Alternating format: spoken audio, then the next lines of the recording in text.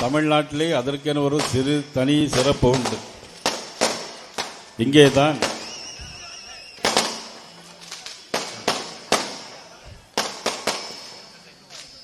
அறுபடை வீடுகளில் ஒன்றான பழனி முருகனுடைய கோவிலும் இங்கேதான் இருக்கிறது.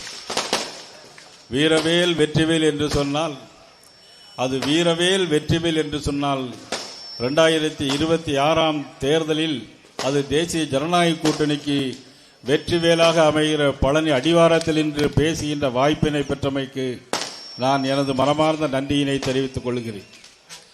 இங்கேதான் கோட்டை மாரியம்மன் கோவிலும் இருக்கிறது. திண்டுக்கல் மாவட்டத்தில் இருக்கிற கோடைக்கானலில் தான் பூம்பாறை பகுதியில் குழந்தை வேலப்பர் ஆலயமும் இருக்கிறது. பழனி முருகனுடைய மாநாடு மதுரையிலே நடைபெற்றது. 5 லட்சம் பேர் கூடினார்கள்.